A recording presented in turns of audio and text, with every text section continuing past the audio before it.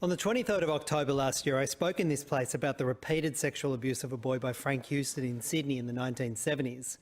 On that occasion, I referred to this boy as AHA, as he was referred to in the Royal Commission.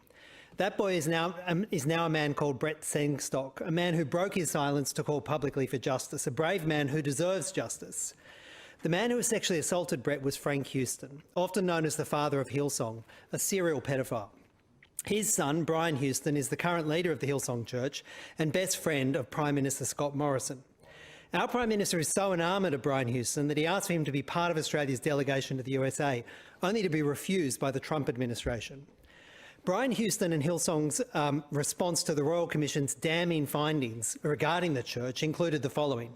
This Royal Commission did not directly involve Hillsong Church. The abuse committed by the late Frank Houston, the father of our senior pastor Brian Houston, occurred many years before Hillsong Church existed, when he was a credentialed Assemblies of God minister in New Zealand, end of quote.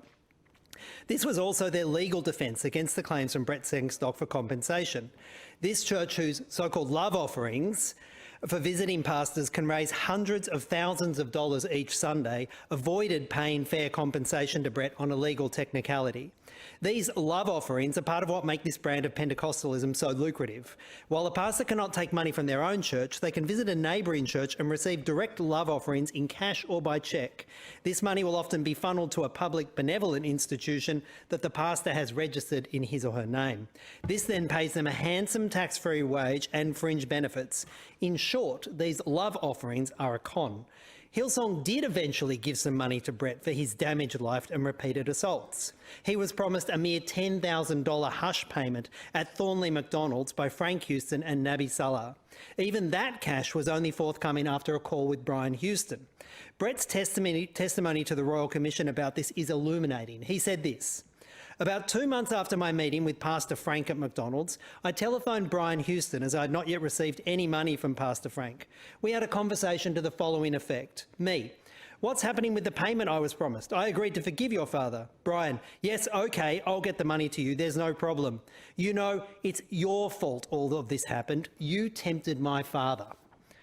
When Brett finally received a cheque from Hillsong, there was no note from Brian, no apology and no compassion.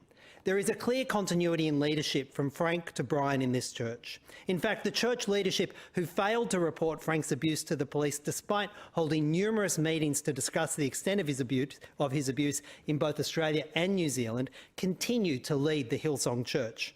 The Hillsong Church eventually stripped Frank Houston of his credentials, but they allowed him to retire on a generous pension and under a cloak of secrecy about his sexual offending. They never publicly referred to the sexual assaults on Brett. Their only statement referred to, and I quote, claims of a serious moral failure against Frank Houston.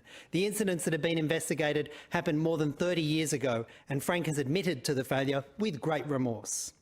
The church has since falsely claimed that Frank didn't preach again after this.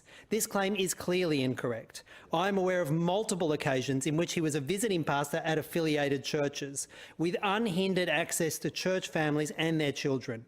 In this role, he continued to receive so-called love offerings. Brett Sengstock deserves so much more than this cold, brutal dismissal from Hillsong. This church and its significant wealth was built on the preaching of Frank Houston, whose violence and disregard for Brett does not seem to trouble Frank's son and the current church leader. A church that reaps millions of dollars in tax-free love offerings can't find the compassion or decency to pay Brett fair compensation for the harm done to him. Whatever the legalities, that is morally corrupt. I wish to finish by placing on the record what Brett wanted to tell his elected representatives about Scott Morrison's invitation to Brett Houston, and I quote, "It's a slap in the face for sexual abuse victims. It's a slap in the face to the Royal Commission into institutional child abuse, and it's a slap in the face to the Australian laws. It makes Mr Morrison's apology to sexual abuse victims invalid." The Honourable Niall Blair.